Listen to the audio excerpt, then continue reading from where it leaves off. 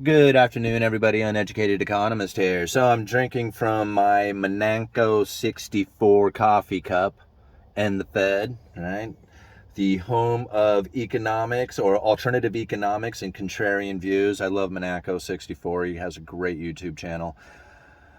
Um, a while back, I had talked about a video. I did a video talking about the real shortages that are yet to come, and I had a request to do an update to this video or to that video. And the real shortages. Now, what I suspect is going to happen going into the future is that we are going to have a significant slowdown in manufacturing, and you're already seeing that take place in China. And now, what I did is I kind of related it down to just a couple of items that have happened already that we are experiencing, and that is probably going to grow in a magnitude that is much more than what anybody is anticipating. So let's just kind of take it back to something very simple. I talked about this before, the surgical masks, right? The N95s, the ones that everybody was wearing during the pandemic. If you went into a restaurant or into a building or just engaged with conversation with somebody, you were supposed to be wearing these masks, right? Well, these surgical masks had come up in short supply during the pandemic as everybody ran out there and bought them. So the price of these masks really started to go up. Now, what ended up happening is that this idea that we had to have a more secure domestic supply of these surgical masks had the domestic manufacturers here in the United States ramping up production.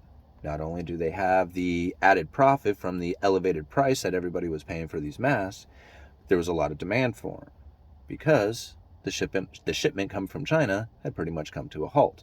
China was keeping all those masks. They weren't shipping them in, and we had a supply chain breakdown taking place. Right? People were told to stay home and not participate in the economy.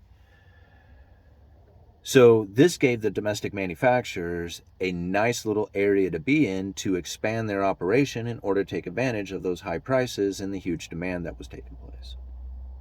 Well, as soon as the pandemic was over and the mask mandates came to an end, the demand fell dramatically. And the only demand was from the hospitals.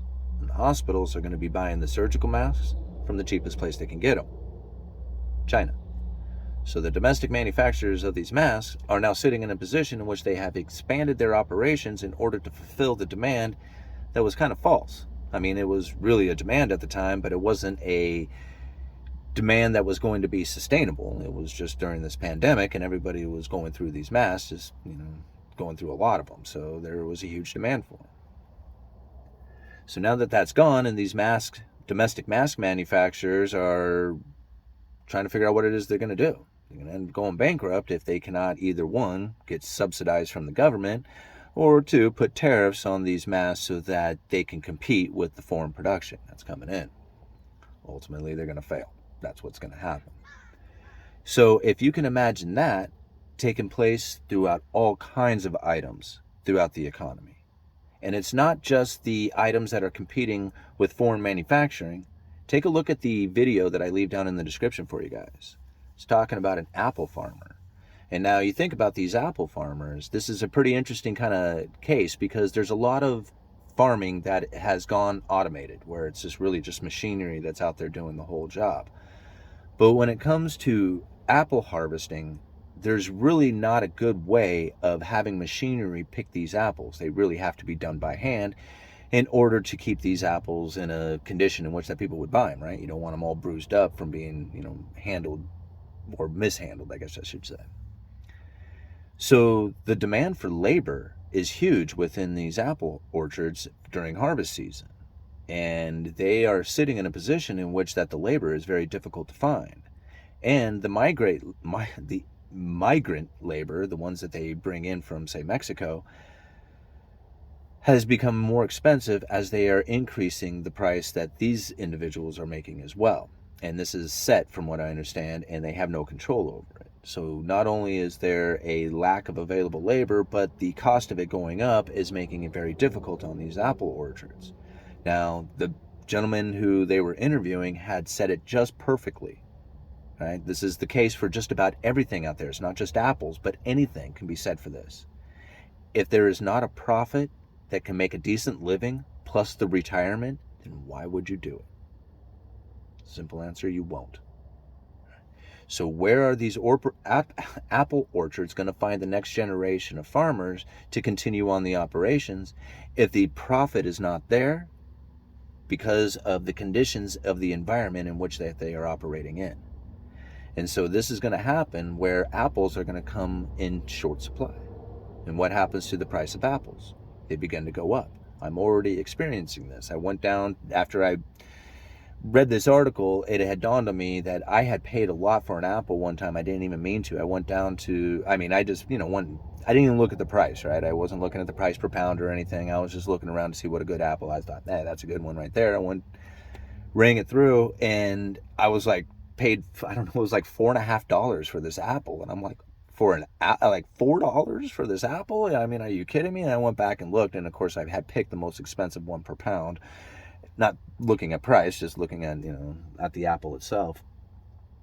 But I thought, well, it's already here, right? The hyperinflation within this apple, they are being sold at that poundage, right? I mean, now granted, it was the most expensive one on the shelf by accident that I picked it, but it's there and it's priced at that, meaning that apples do sell at that price.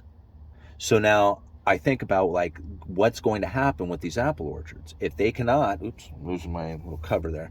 If they cannot make the profit that is giving them a living plus the retirement, then either one, they're going to quit, or two, the price of apples goes through the roof.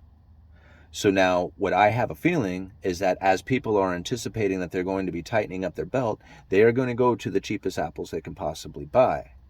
And the other orchards are going to suffer, and they're going to start shutting down or quitting, or whatever happens, right? I mean, who knows? They may hold on just long enough. But that is going to create an apple shortage. Already we're going to experience it, and the prices are going to move up because of that, right? So food and fuel, right? These are the things that I talked about. Chip shortage, right? This is something that I had said a long time ago. When chip shortages were coming in and they started ramping up production, I said, just give it some time, and you're going to find where they have overproduced these semiconductors, and that there is not going to be the demand for it that is so persistent at the moment that it was happening, right? Because everybody had ran out during the pandemic with their stimulus and bought new computers and electronics and fun things to hang out with because they were going to be locked down at home. They wanted to be entertained, and the easiest way to be entertained is with these devices that have these little damn semiconductors in them. So all these computers, all these devices, all these video games, all these things that were being produced out there that use these things got consumed, and the demand for these chips went through the roof. Well, the production of them also ramped up dramatically, and I said it, at some point we are going to find that churning. Read the article down there. Samsung was talking, I think, a 32% drop in profits in the semiconductor. I mean, if I read that right, I could be saying that wrong. But anyway, pretty interesting case to think about, right? Semiconductors coming down means that there's less people buying computers. And if there's less people buying computers, there's going to be less manufacturing of computers, right? So this is what's happening here. It's like the bullwhip effect, the oversupply to undersupply to oversupply. Well, the original oversupply, no, I wouldn't say oversupply, the original supply got depleted. Manufacturing ramped up. The supply got replenished, but now the manufacturing is dropping dramatically. Think about it. Manufacturing had dropped for a little bit during the pandemic, but then ramped up dramatically as the stimulus checks had went out there and wiped out the inventory. But now we're sitting in a situation in which that the manufacturing is slowing down dramatically because of the lack of orders. And with the lack of orders going out there, that does not give investment or expansion or any idea of like getting into production, right? It's actually slowing down. So that's where the real shortages are going to come from. Is it all going to happen at the same time? No. It's going to be in different areas throughout the economy as it happens, throughout time. I mean, who knows where it's going to hit next and how long it takes to find the equilibrium from that. But I have a feeling the story of apples, like, if you go and watch that video, that same story is going to play out in a lot of the food industry. And then what's going to end up happening after this is that there's going to be a huge investment into food, right? Because there's going to be so much, it's going to be so expensive to buy it. the investors out there are going to say, hey man, food's the place to be, that's where you want to invest, and then there's going to become an overproduction again. So it's not so much the overproduction that we're worried about, although that does a lot of damage. It's the underproduction that creates the real shortages, the ones that you simply, it's not that a matter of like they can't get it shipped from here to there. There's nothing to ship because they didn't make it. Think about that coming, because that's what's going to happen. All right, Uneducated Economist. Oh, before I let you guys know, please check out the podcast. I've been trying to promote the podcast a little bit more. I always forget to let you guys know about that. We do have the podcast up and running, so you can check it out at You Guys Let Me Know. That's the name of the podcast. I also leave a link to it over at my website, uneducatedeconomist.com, so you can find links to all the social medias over there. What else did I want to talk about? I don't know. I'll think about it next time. Uneducated Economist. You guys let me know.